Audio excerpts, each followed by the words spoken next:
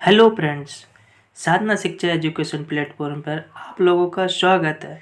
मेरा नाम पवन Kumar. Friends, CTET की दृष्टि से जो महत्वपूर्ण टॉपिक है उनकी सीरीज में चला रखा हूँ। ऑल वर्क प्योजे और एनसीएफ अपन ने पढ़ाई कर ली है। आज एक ऐसे ही इम्पोर्टेंट वैज्ञानिक या जिनकी थ्योरी है, जिनको व्यवहारवादी कहते हैं, मतलब व्यवहारवादी सिद्धांत के अंतर्गत ये आते रहते हैं। तो हर सीटेट एग्ज़ाम या टेट एग्ज़ाम में इस वाले टॉपिक से 2 से 3 नंबर के प्रश्न बनते हैं। तो ये थॉर्नडाइक का संबंधवाद का सिद्धांत का आज अपन कंप्लीट की डिस्कशन करेंगे। थॉर्नडाइक किस में आते हैं? व्यवहारवादियों के अंतर्गत आते हैं। व्यवहारवादियों के अंतर्गत और कौन कौन वैज्ञानिक आते हैं? जैसे कि थॉर्नडाइक का प्रयास व त्रुटि का सिद्धांत है ना, और पावलक का शास्त्रीय अनुबंधन सिद्धांत, सीएल का हल प्रबलन सिद्धांत, स्किनर का क्रिया प्रसूत सिद्धांत और गुथरी का समीपता सिद्धांत और मिलर का सिद्धांत। तो यहाँ पर अपन करेंगे थॉर्नडाइक का प्रयास व त्रुटि के सिद्धांत। थॉर्नडाइक का कंप्लीटली डिस्कशन इस वीडियो में होगा। तो थॉर्नडाइक से बनने वाले सभी प्रश्नों और थॉर्नडाइक से संबंधित जो भी कॉन्सेप्ट है उसको क्लियर करने के लिए वीडियो को अंत तक देखें, और भी मोर इम्पोर्टेंट टॉपिक को समझने के लिए आप साधना शिक्षा यूट्यूब चैनल को सब्सक्राइब कीजिए। ओके फ्रेंड्स, शुरू करते हैं आज का सेशन। देखो ये थॉर्नडाइक की तस्वीर है। तस्वीर एग्जाम में नहीं पूछी जाएगी, बस थ्योरी पे फोकस करते हैं। E.L. थॉर्नडाइक 1874 में से 1949 तक इनका कार्यकाल रहेगा। थॉर्नडाइक ने सीखने के सिद्धांत का प्रतिपादन किया। राइट, थॉर्नडाइक ने क्या किया? सीखने का सिद्धांत का प्रतिपादन किया। 1898 में अपने PhD शोध प्रबंध जिसका शीर्षक था, उसमें इन्होंने एनिमल इंटेलिजेंस नामक पुस्तक की भी रचना की थी। राइट, वे प्रथम यानी थॉर्नडाइक प्रथम अमेरिकी मनोवैज्ञानिक थे जिन्होंने पशुओं पर प्रयोग किया था। थॉर्नडाइक ने किस पर प्रयोग किया? पशुओं पर प्रयोग किया। एक क्वेश्चन ये भी तैयार हो गया। और थॉर्नडाइक जी प्रथम अमेरिकी मनोवैज्ञानिक थे और इन्होंने 1898 में एनिमल इंटेलिजेंस नामक पुस्तक भी लिखी। राइट, और थॉर्नडाइक के संबंध में सिद्धांतवाद के उद्दीपक अनुक्रिया सिद्धांत यानी एसआर सिद्धांत भी कहते हैं। थॉर्नडाइक के संबंधवाद सिद्धांत को उद्दीपक अनिकार क्रिया यानी एसआर सिद्धांत भी कहते हैं। इस सिद्धांत का प्रतिपादन उन्होंने कब किया? 1913 में किया, यानी 1913 में किया। राइट फ्रेंड्स,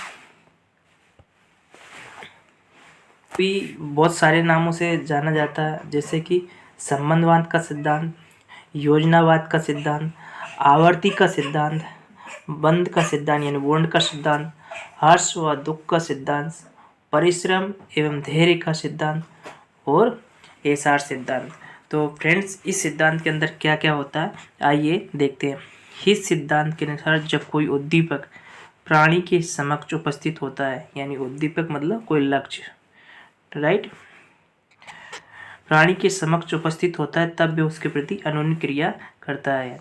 यानी प्राणी के साथ में अगर कोई लक्ष्य है, कोई उद्दीपक है, तो उसके प्रति वो क्रिया करेगा ही करेगा। ठीक है, अनुक्रिया के सही अथवा संतोषजनक होने पर उसका संबंध उस विशेष उद्दीपक से हो जाता है जिसके कारण अनुक्रिया की गई है। ठीक है, दूसरे शब्दों में अधिगम की प्रक्रिया के दौरान यानी उद्दीपक को स्टिमुलस इंग्लिश में तथा अनुक्रिया रिस्पॉन्स के बीच बंधन बॉन्ड्स होता है। ठीक है, एक संबंध होता है एस प्लस आर, इन दोनों के बीच में एक बॉन्ड्स होता है, संबंध होता है। इसी को मतलब एसआर थ्योरी के नाम से जाना जाता है। आगे वीडियो में और आराम से समझेंगे। अथवा संबंध कनेक्शन बनते हैं जिन्हें उद्दीपक अनुक्रिया बंधन यानी एसआर बॉन्ड्स कहते हैं, है ना। इन बंधनों को बनने की प्रक्रिया अनेक बातों पर निर्भर करती है। ये जो बॉन्ड्स बनता है ये अनेक बातों अनेक कंडीशन पर निर्भर करती है। परिणामों की संतुष्टि से ये बंधन सुदृढ़ होता है। जो परिणाम है उसमें संतुष्टि प्राप्ति हो रही है तो ये बंधन सुदृढ़ यानी मजबूत होता है, एकदम पक्का होता है। राइट, तथा परिणामों में संतोष न होने पर ये बंधन कमजोर होते हैं। इस प्रकार के उद्दीपक अनुक्रिया बंधनों को एसआर बॉन्ड्स का बनना ही सीखना। राइट, इसलिए इस सिद्धांत को संबंधवाद या बंध के सिद्धांत या बॉन्ड्स का कनेक्शन थ्योरी के नाम से भी पुकारा जाता है, राइट। अब इसको संबंधवाद का सिद्धांत क्यों कहते हैं? संबंधवाद का सिद्धांत इसलिए कहता है क्योंकि एक होता है स्टिमुलस उद्दीपक और हो गया रिस्पॉन्स, ठीक है। इन दोनों के बीच में बॉन्ड्स बनता है यानी संबंध बनता है, इसलिए इसको संबंधवाद का सिद्धांत भी कहते हैं, ठीक है। इसे आवर्ती का भी सिद्धांत यानी थ्योरी ऑफ फ्रीक्वेंसी और प्रयत्न हुआ भूल का सिद्धांत, चयन का सिद्धांत, थ्योरी ऑफ सिलेक्शन, प्रयास व त्रुटि के सिद्धांत, जैसे कि अपन ने ऊपर बात की थी, ये आदि नामों से जाना जाता है। उन्होंने इस सिद्धांत के बारे में क्या बोला, आइए 2 लाइन देखते हैं। प्रयास और भूल की प्रक्रिया में किसी समस्या को हल करने के लिए कुछ उपायों को किया जाता है। जो प्रयास सफल नहीं होता फिर दूसरे उपाय करके मनुष्य समस्या के वास्तविक हल तक पहुंच जाता है। तो क्या मतलब है? वुडवर्थ जी ने कहा प्रयास और भूल की प्रक्रिया में किसी समस्या को हल करने के लिए पहले कुछ प्रयास किए जाते हैं ना, और जो प्राय सफल नहीं होते हैं तो फिर दूसरा उपाय करके मनुष्य समस्या को वास्तविक हल तक पहुंच जाता है। एक प्रयास से अगर सफल नहीं हुआ तो वो दूसरा प्रयास करके उस समस्या का सॉल्यूशन कर लेता है, राइट। अब बात करते हैं उद्दीपक की। उद्दीपक किसे कहते हैं? यानी स्टिमुलस, और इसको एस सिंबल से इंडिकेट करते हैं। वे वस्तु या स्थिति जो किसी भी व्यक्ति को कार्य करने के लिए प्रेरित करती है उसे उद्दीपक कहते हैं। जैसे कि कोई वस्तु है या कोई लक्ष्य है तो उसे अपन उद्दीपक कहते हैं। जैसे भोजन, पानी, लक्ष्य, ये एक उद्दीपक किया गया। अब इसमें देखो अनुक्रिया यानी रिस्पॉन्स किसे कहते हैं? इसको आर से इंडिकेट कर रखा है। उद्दीपक के अनुसार किए जाने वाला कार्य अनुक्रिया। जैसे भोजन है, अब भोजन क्या होगा? उद्दीपक है, और उसको खाना क्या होगा? क्रिया होगा यानी रिस्पॉन्स होगा। पानी क्या है? स्टिमुलस है यानी उद्दीपक है, और पीना क्या है? रिस्पॉन्स है, ठीक है। इसी तरह लक्ष्य क्या है? उद्दीपक है, उसको पाने के लिए कोशिश करना, क्रिया करना क्या है? अनोन क्रिया यानी रिस्पॉन्स करना होगा, राइट। आगे बात करते हैं। थॉर्नडाइक एक अमेरिकी मनोवैज्ञानिक थे, बिल्कुल राइट, तथा उन्होंने बिल्लियों, चूहों, मछलियों तथा मुर्गियों के ऊपर अनेक प्रयोग करने के उपरांत सीखने के संबंधवाद अर्थात उद्दीपक अनुक्रिया सिद्धांत यानी एसवर्थ थ्योरी तथा सीखने के नियमों का प्रतिपादन किया। मतलब थॉर्नडाइक जी एक अमेरिकी मनोवैज्ञानिक थे, है ना, और प्रथम अमेरिकी मनोविज्ञान थी। इन्होंने क्या पशुओं पे ज़्यादा प्रयोग किया। इन्होंने सबसे पहले बिल्ली पे, चूहों पे और मछलियों पे तथा मुर्गियों के ऊपर अनेक प्रयोग करने के उपरांत सीखने के संबंधवाद यानी कनेक्शनिज्म अर्थात उद्दीपक अनुक्रिया थ्योरी सीखने के नियमों का प्रतिपादन किया, ठीक है। ये इन्होंने कब किया था? 1898 में किया था, ठीक है।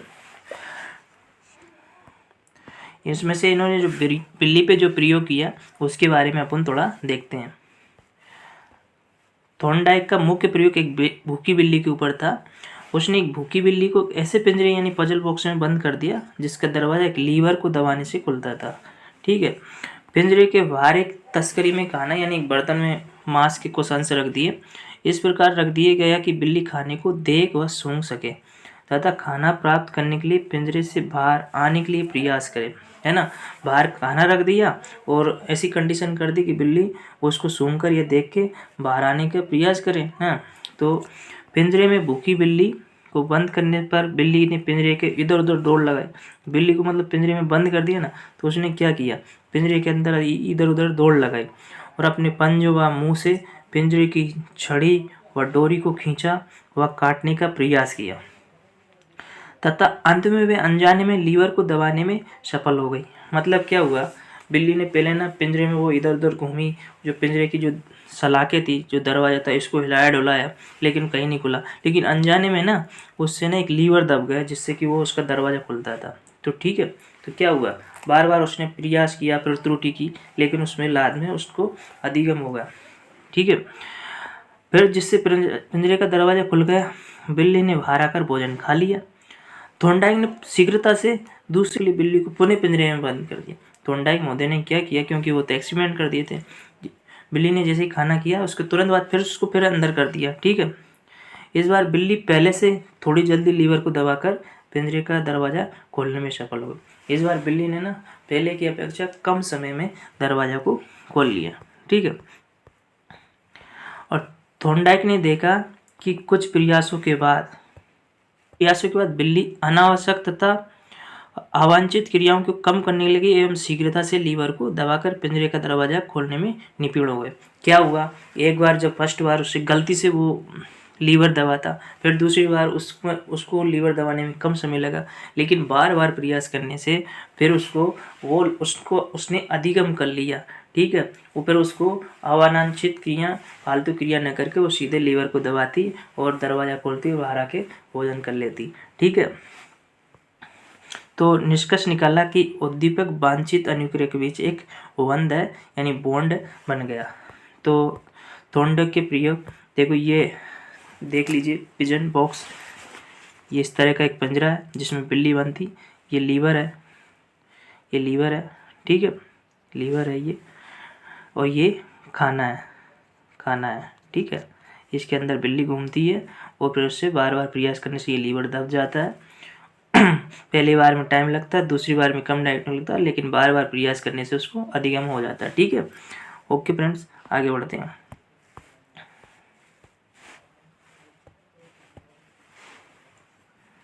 बिल्ली के द्वारा सीखने की प्रक्रिया का विश्लेषण किया तथा सीखने के लिए दो महत्वपूर्ण बातों पर जोर दिया। उन्होंने जब वो बिल्ली के से एक्सपेरिमेंट किया तो फिर सीखने पर कुछ महत्वपूर्ण बातों पर उन्होंने जोर दिया।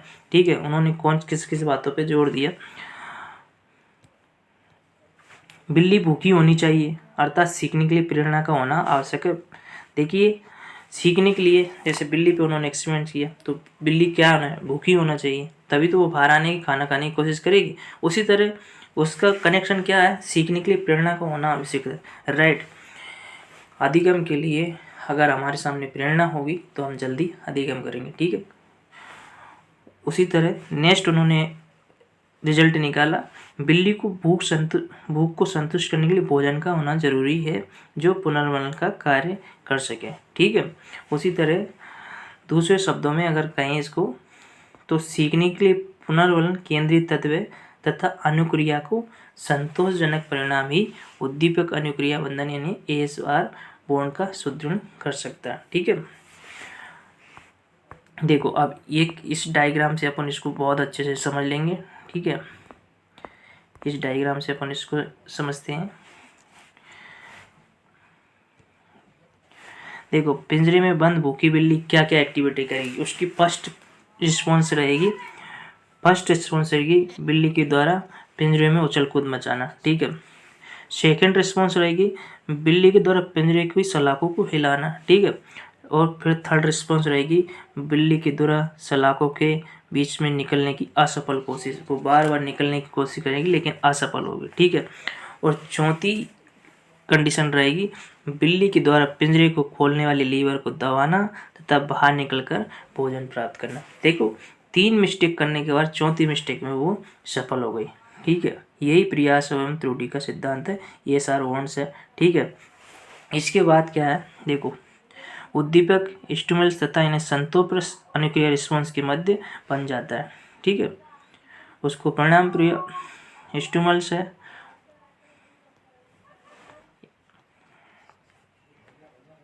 ठीक है, स्टिमुलस और रिस्पॉन्स के बीच में कनेक्शन को ही एसआर थ्योरी कहते हैं। राइट,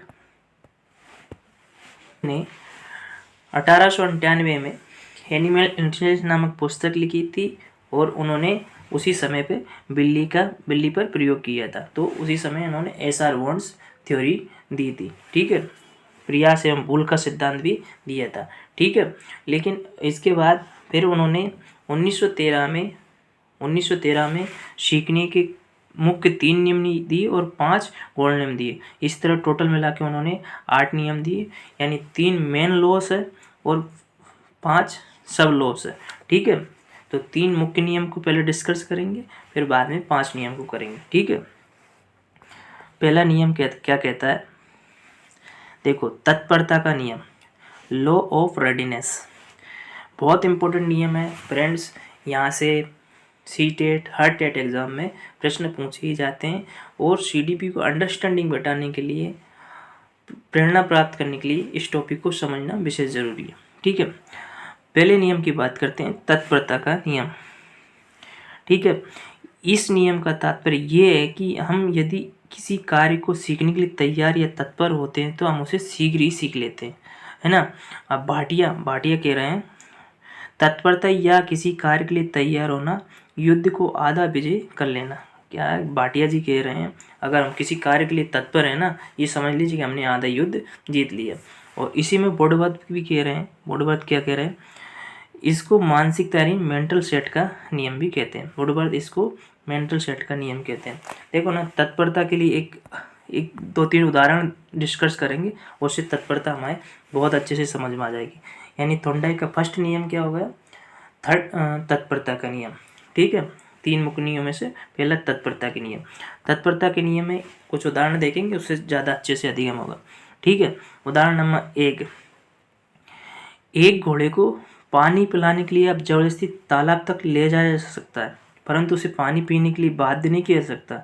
जब घोड़ा पानी पीने के लिए तत्पर होगा ना, तभी तालाब में पानी पिएगा। यानी है ना, आप उन घोड़े को जबरदस्ती तालाब के पास ले जा सकते हैं, लेकिन अगर वो पानी पीने के लिए तत्पर नहीं है ना, तो वो पानी पिएगा नहीं। ठीक है, दूसरा उदाहरण देख लेते हैं। एक बच्चे को क्रिकेट खेलना नहीं सिखाया जा सकता, क्योंकि वह स्वयं की इच्छा से जब तक उस खेल को खेलने की तत्पर नहीं हो जाता ना, तब तक वो क्रिकेट नहीं खेल सकता। राइट, यानी कि उसके लिए तत्पर होना उसको ज़रूरी है। ठीक है, तीसरा उदाहरण जो कि हमारी परीक्षाओं से रिलेटेड है, बिल्कुल परीक्षा के बुक्स कॉपी सारी रखी है, सारा डिटेल है, यूट्यूब पे सब कुछ मटेरियल है, और वैकेंसी भी आ गई। सब पढ़ने की कह भी रहे, माँ बाप फ्रेंड सब लोग बोल रहे कि पढ़ भाई पढ़, लेकिन बालक बुक्स को खोलकर पढ़ता नहीं, क्योंकि वो अभी पढ़ने के लिए तत्पर नहीं है। जब तक वो खुद से अंदर से तत्पर नहीं होगा, तब तक वो पढ़ाई नहीं करेगा। तो यही कहता है तत्परता का नियम। ठीक है, 1 या 2 वर्ष के बालक को जोड़ बाकी गुणा भाग नहीं सिखाया जा सकता, क्योंकि तत्परता का संबंध परिपक्वता से भी होता है। कभी कभी परिपक्व नहीं होता है बालक, तो वो तत्परता की तरफ नहीं बढ़ता। राइट, नेक्स्ट अपन बात करेंगे अभ्यास का नियम। बिल्कुल आम बोल चाल में भी अभ्यास की बोलते हैं, the practice man is a perfect man. ठीक है, नेक्स्ट नियम की बात करते हैं, लॉ ऑफ एक्सरसाइज। इसे उपयोग व अनुपयोग का नियम भी कहते हैं, law of use and disuse भी कहते हैं। अभ्यास के नियम का अर्थ किसी क्रिया को बार बार दोहराने से दृढ़ होना है। यानी किसी काम को लगातार कंटिन्यू करने से उसमें दक्षता प्राप्त होती है। ठीक है, इसमें कहा भी गया practice make a man perfect. और एक बहुत पुरानी कहावत भी है, करत करत अभ्यास से जड़मती हो सुदान, रसरी आवत जावत से सिल पर पड़त निशान। ठीक है फ्रेंड्स, ना बार बार अभ्यास करने से ना, उसी की तरह एक उदाहरण है, जैसे कुएं की सिलवट पर बार बार रसरी आने जाने से उस पर निशान बन जाते हैं। तो यानी कि किसी चीज़ को सीखने के लिए बार बार प्रयास करने से वो ज़रूर अधिगम हो जाएगी, यही अभ्यास का नियम कहता है। ठीक है, इसके कुछ उदाहरण देख लेते हैं। एक ड्राइवर जब गाड़ी चलाता है ना, तो वह पास वाले से बात भी कर लेता है, ब्रेक गियर आदि को भी सही उपयोग करके गाड़ी भी सही से चला लेता है, क्योंकि उससे गाड़ी चलाने का सही से अभ्यास हो गया और स्थायी ज्ञान की प्राप्ति हो गई। उसी तरह फ्रेंड्स, किसी भी टॉपिक का, किसी भी विषय का बार बार अभ्यास करने से वो एकदम परमानेंटली अधिगम हो जाती है। उसमें पर एग्जाम में उससे कहीं से भी प्रश्न पूछ लिए जाए तो वो आराम से सोल्व कर सकता है। ठीक है फ्रेंड्स, इसका एक और उदाहरण देखते हैं, नृत्य करना, साइकिल चलाना, किसी कविता को बार बार दोहराना व अध्यापक के कहने पर अपने आप कविता को सुनाना आदि अभ्यास द्वारा सीखने का उदाहरण है। ठीक है, अपन ने 2 नियम देख लिए, फर्स्ट है तत्परता का नियम, दूसरा अभ्यास का नियम, अब तीसरा है प्रवाह व परिणाम का नियम। ठीक है फ्रेंड्स, अब परिणाम का नियम, law of effect and result. इस सिद्धांत को संतोष असंतोष का नियम और प्रसन्नता तथा दुख का नियम भी कहते हैं, law of pleasure and pain भी कहते हैं। इस सिद्धांत के अनुसार हम उस कार्य को सीखना चाहते हैं जिसका परिणाम हमारे लिए हितकर होता है, जिससे हम सुख और संतोष मिलता है। ठीक है। और इसमें बॉसवन मोदी ने कुछ कहा है इसमें, जब सीखने का अर्थ किसी उद्देश्य या इच्छा को संतुष्ट करना होता है तब सीखने में संतोष का महत्वपूर्ण स्थान होता है। जिसे छात्र गहन अध्ययन सफलता प्राप्त करने के लिए करता है, जिसका परिणाम दुखद हो तो उसमें व्यक्ति रुचि में कम लेता है। ठीक है फ्रेंड्स, यहाँ समझने वाली बात इसमें ये प्रभाव व परिणाम का नियम ये कहता है। ठीक है। किसी कार्य को करने के लिए, जैसे हमने कोई एग्ज़ाम दिया, उसमें हमने बहुत अच्छा परिणाम रिजल्ट हासिल किया, तो उस कार्य को पुनः और दोबारा करने के लिए, अच्छे तरीके से करने के लिए हमको प्रेरणा मिलेगी और संतोष की प्राप्ति होगी। लेकिन अगर वही हमने अच्छी मेहनत की और अगर हमारा रिजल्ट अच्छा नहीं हुआ तो उसमें कहीं ना कहीं हम उसको दुख होगा। ठीक है। उस मतलब जो प्रभाव होगा, जो परिणाम होगा, वो पॉजिटिविटी में नहीं होगा बल्कि नेगेटिविटी में होगा। ठीक है। यही कहता है प्रभाव व परिणाम का नियम। ठीक है। इसके एक उदाहरण देख लेते हैं। यदि एक बच्चा 1 घंटे की कक्षा के बाद खुश दिखाई देता है तो अधिगम अधिक प्रभावी होगा, और यदि वह अधिगम के बाद सुस्त या निराश दिखाई देता है तो अधिगम अप्रभावी होगा। यानी सफलता से बढ़कर कोई पुरस्कार नहीं है। देखो फ्रेंड्स, कोई चीज़ अगर बालक को समझ में आ रही है और उसको पढ़कर वो खुश हो रहा है तो अधिगम होगा।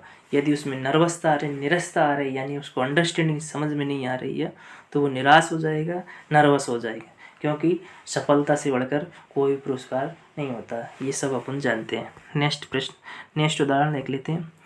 एक बालक कक्षा में प्रथम स्थान प्राप्त करता है तो उसके माता पिता उसे कोई उपहार जैसे साइकिल दिलवा देने पर बालक प्रसन्न होता है, और कम अंक आने पर माँ की डांट सुनने से वो दुखी होता है। ठीक है। यही प्रभाव नियम कहता है। यानी अच्छा काम कर रहे हैं, हमको लोग शाबाशी दे रहे, तारीफें कर रहे हैं, बुरा काम कर रहे हैं, हमको लोग हतोत्साहित कर रहे हैं, तो उन सब प्रभाव के उसका जो भी परिणाम होता है वो कंडीशन अप्लाई होती है इसमें। ठीक है। देखो एक बार क्विक रिवीजन कर लेते हैं। थॉर्नडाइक ने टोटल कितने नियम दिए? 3 मुख्य नियम दिए और 5 गौण नियम दिए। पहला है तत्परता का नियम, दूसरा अभ्यास का नियम और तीसरा है प्रभाव का नियम। राइट। अब अपन 5 गौण नियम को डिस्कस करेंगे। ठीक है। 5 गौण नियम में पहला ही देखते हैं, बहुप्रतिक्रिया का नियम, लॉ ऑफ मल्टीपल रिस्पॉन्स। जब हम कोई नया कार्य करना सीखते हैं तो उसके प्रति अनेक क्रियाएं करते हैं या कई तरीके अपनाते हैं। थॉर्नडाइक की बिल्ली ने पिंजरे से बाहर निकलने के लिए विभिन्न प्रयत्न किए। ठीक है। हम सफल होने के लिए बहुत तरीके से प्रयास करते हैं, अलग अलग बुक से पढ़ते हैं, अलग अलग नोट्स तैयार करते हैं, अलग अलग तरीके अप्लाई करते हैं, तो यह बहुप्रतिक्रिया का नियम। ठीक है। नेक्स्ट है आत्मीकरण का नियम। ठीक है। नेक्स्ट है आत्मीकरण के नियम। हम नवीन ज्ञान का आत्मीकरण अपने पूर्व ज्ञान को स्थायी अंग बना लेते हैं। नई बात को सीखने से पूर्व कार्य को पूर्व ज्ञान से संबंध स्थापित करते हैं। ठीक है। इसका उदाहरण ये है, ज्ञात से अज्ञात की ओर, नवीन ज्ञान को पूर्व ज्ञान से जोड़कर आत्मसात करना। फ्रेंड्स क्या होता है, जैसे कि हमारे पास जो भी पूर्व ज्ञान है, यानी कि हमको साइकिल चलाना आता था, तो उससे जो साइकिल चलाने से जो हमारी बैलेंसिंग बनती थी उसी को हम बाइक चलाने में अप्लाई कर रहे हैं, तो पूर्व ज्ञान से नए ज्ञान की तरफ कन्वर्ट हो रहा है, तो उसी को क्या कहते हैं, उसी को फिर अपन क्या आत्मसात कर लेते हैं, उसी को आत्मीकरण का नियम कहते हैं। यानी जो चीज़ें हमें ज्ञात है और जो चीज़ें हमें नहीं ज्ञात है, नहीं ज्ञात से अज्ञात की तरफ बढ़ते हैं। ठीक है फ्रेंड्स। मानसिक विन्यास का नियम। ठीक है। Law of mental configuration. जिस कार्य के प्रति हमारा जैसा अभिवृत्ति यानी जैसा एटीट्यूड होगा या मनोवृत्ति होगी, हम उस कार्य को उसी अनुपात में सीखते हैं। यदि प्राणी मानसिक रूप से किसी कार्य को सीखने के लिए तैयार नहीं है तो वो उस कार्य को नहीं सीख पाएगा। उस कार्य के बारे में एक स्वस्थ दृष्टिकोण अथवा अभिवृत्ति विकसित होना आवश्यक है। ठीक है। ये थॉर्नडाइक जी का 5 गुण में से तीसरा नंबर का है, जिसमें कह रहे कि मानसिक विन्यास का नियम बिल्कुल करेक्ट है। ये अगर हमारी मनोवृत्ति सीखने के लिए तत्पर नहीं है तो हम बिल्कुल नहीं सीख पाएंगे। ठीक है। इसका एक उदाहरण बिल्कुल बहुत फेमस है, मन के हारे हार है और मन के जीते जीत है। ठीक है, हमारे मन में जैसा भाव होगा कार्य वैसा ही होगा। ठीक है, आंशिक क्रिया का नियम। ठीक है, लॉ ऑफ पार्टियल एक्टिविटी, आंशिक क्रिया का नियम। किसी कार्य को छोटे छोटे भागों में विभाजित करने से कार्य को सरल व सुगम हो जाता है, जैसे पूर्ण की अंश और विधि, पूर्ण की अंश की ओर विधि, है ना। आंशिक क्रिया का नियम क्या, देखो फ्रेंड्स, कभी कभी ना किसी बालक के सामने आप एक मोटी सी किताब रख दो तो उसको देख के वो घबरा जाएगा, करे इसको कैसे लर्न किया जाएगा। लेकिन उसको छोटे छोटे अंशों में, छोटे छोटे टॉपिकों में उसको रख दो तो बालक छोटे छोटे टॉपिकों को समझते हुए पूरी बुक को भी पढ़ लेगा। तो ये होगा आंशिक क्रिया का नियम। ठीक है, 5वां है साचार्य परिवर्तन का नियम। ठीक है, लॉ ऑफ एसोसिएटिव चेंज। इस नियम का अर्थ पहले कभी की गई क्रिया को उसी समान दूसरी स्थिति में करना, इसे अनुकूलन अनुक्रिया का नियम भी कहा जाता है। लॉ ऑफ कंडीशनल रिस्पॉन्स भी कहा जाता है। यानी साचार्य परिवर्तन का नियम, यानी भविष्य पहले पूर्व में जिस तरह से जो एक्टिविटी की हो, भविष्य में भी उस एक्टिविटी के होने का चांसेस बहुत ज़्यादा रहते हैं। एक उदाहरण की तरह से समझेंगे, जैसे एक माँ है जिसका पुत्र उससे दूर चला गया, कहीं दूर चला गया, तो उसकी अनुक्रिया रोना हुई। जब उसका पुत्र दूर चला गया ना तो वो रोती है, तो कुछ समय बाद फिर वह उसकी तस्वीर देखकर फिर रोने लगती है। तो यही एक साचार्य नियम के तहत आती है। कुछ विशेष ध्यान देने वाली बात है, अधिगम में प्रोत्साहन देकर वृद्धि की जा सकती है। अधिगम तभी अधिक सफल होगा जब बालक उसके लिए परिपक्व हो। अधिगम की प्रक्रिया के अंतर्गत अनुभव द्वारा बालक के व्यवहार में अपेक्षाकृत स्थायी परिवर्तन होता है। ठीक है फ्रेंड्स, थॉर्नडाइक ने 3 मुख्य नियम दिए और 5 गौण नियम दिए। मुख्य नियम में पहला है तत्परता का नियम, दूसरा अभ्यास का नियम और तीसरा प्रभाव का नियम, जिसे लॉ ऑफ इफेक्ट कहते हैं। और उन्होंने 5 गौण नियम दिए। पहला है बहुप्रतिक्रिया का नियम, दूसरा आत्मीकरण का नियम, तीसरा मानसिक विन्यास का नियम और चौथा है आंशिक क्रिया का नियम और 5वां साचार्य परिवर्तन के नियम। इस तरह उन्होंने 3 मुख्य नियम दिए और 5 गौण नियम दिए। ठीक है फ्रेंड्स, इस नियम को अच्छी तरह से अंडरस्टैंडिंग मिला लो, इनसे प्रश्न भी आते हैं और ये हमको एक मोटिवेशनल शिक्षा भी देते हैं। ठीक है फ्रेंड्स, अब शैक्षिक निहितार्थ एजुकेशन में इनके नियमों को कैसे इम्प्लीमेंट किया जा सकता है, कैसे बिल्कुल एकदम एजुकेशन के साथ इनको कनेक्ट किया जा सकता है, एक एक पॉइंट टू पॉइंट समझते हैं। छोटे तथा मंद बुद्धि बालकों के सिद्धांत अत्यंत उपयोगी है। ठीक है, छोटे तथा जो मंद बुद्धि बालक है उनके लिए सिद्धांत बिल्कुल उपयोगी, जैसे कि अपनी थ्योरी पढ़ी ली, बार बार प्रयास करने से चीज़ें अधिगम होती है। ठीक है, बालकों में परिश्रम के प्रति आशा का संचार होता है। ठीक है, इस सिद्धांत में बालकों में धैर्य तथा परिश्रम के गुणों का विकास होता है। ये सिद्धांत सिखाने से पहले सीखने वाले प्राणी को मानसिक रूप से सीखने के लिए तैयार करने की आवश्यकता बताता है। राइट, ये सिद्धांत करके सीखने के सिद्धांत पर अधिक बल देता है। बिल्कुल, ये सिद्धांत है ना, प्रयोग करके सीखने पर बल देता है।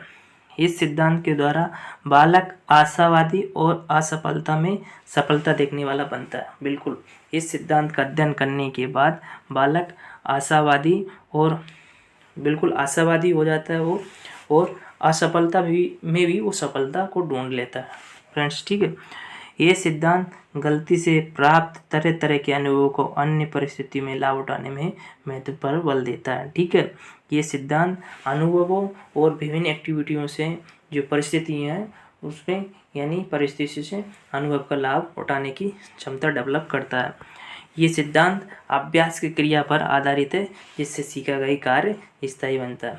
किसी पाठ को आप अधिगम कर लो, आप अगर कंटिन्यू उसका अधिगम नहीं करोगे तो एक निश्चित समय के टाइम के बाद आप भूल जाओगे, लेकिन बार बार अगर उसका प्रयास अभ्यास करते रहोगे तो वो लेसन आपको परमानेंटली अधिगम हो जाएगा। ओके फ्रेंड्स, थॉर्नडाइक से संबंधित कुछ और बातें अभी अपन आप लोगों के बीच में शेयर करते हैं। कुछ महत्वपूर्ण बातें देख लेते हैं। थॉर्नडाइक एक अमेरिकी मनोवैज्ञानिक थे, बिल्कुल, है ना। थॉर्नडाइक एक अमेरिकी मनोवैज्ञानिक थे और थॉर्नडाइक शिक्षा मनोविज्ञान के जनक भी थे। ठीक है, शिक्षा मनोविज्ञान के जनक थे। ठीक है, और वो उन्होंने प्रयास एवं त्रुटि का सिद्धांत भी दिया था। प्रियतम भूल का सिद्धांत भी थॉर्नडाइक का ही है। और संयोजन के अलावा थॉर्नडाइक की 2 बुक है, एक शिक्षा मनोविज्ञान और एक एनिमल इंटेलिजेंस। शिक्षा मनोविज्ञान 1913 में उन्होंने लिखी थी और एनिमल इंटेलिजेंस 1898 में दी थी। ठीक है फ्रेंड्स, ओके।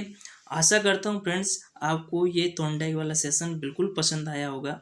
तो अगर सेशन पसंद आया तो चैनल को सब्सक्राइब करें। और फ्रेंड्स इसी तरह के महत्वपूर्ण टॉपिकों को मैं डिस्कस कर रहा हूँ सीटेट की दृष्टि से और अदर टेट की दृष्टि से। ये सभी टॉपिक बहुत ज़्यादा महत्वपूर्ण है। तो ओके फ्रेंड्स, धन्यवाद।